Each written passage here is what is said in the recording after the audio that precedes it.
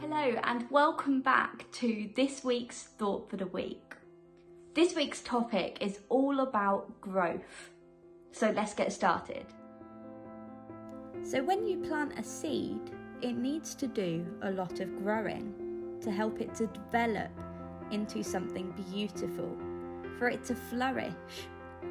But the thing is, you can't always see its growth as it's underneath the soil.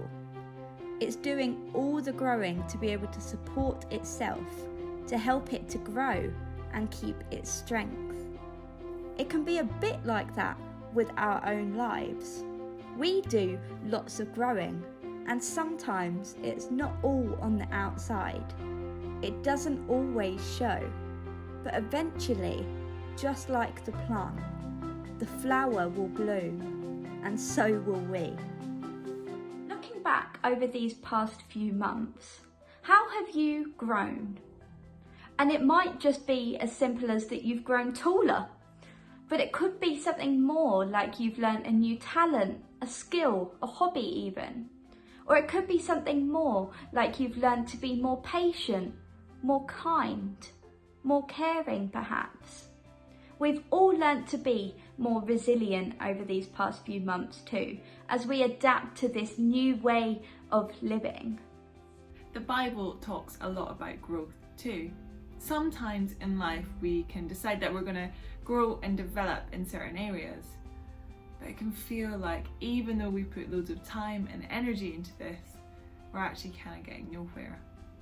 There's a guy in the Bible called Paul, and he wrote a letter to a church who were kind of feeling a bit like that. They put all this time and energy in, but they couldn't see where they were growing.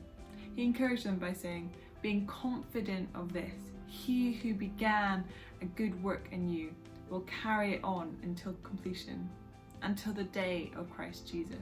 When we choose to spend time developing skills or our character, it can sometimes feel a bit like that seed that we looked at earlier, the seed being planted under the ground. It can feel like nothing is happening. But actually we can be encouraged that sometimes, even if it takes a while, we will grow and develop. As a Christian, it's a real encouragement to me that God is going to be working in my life until I'm even old, grey and wrinkly.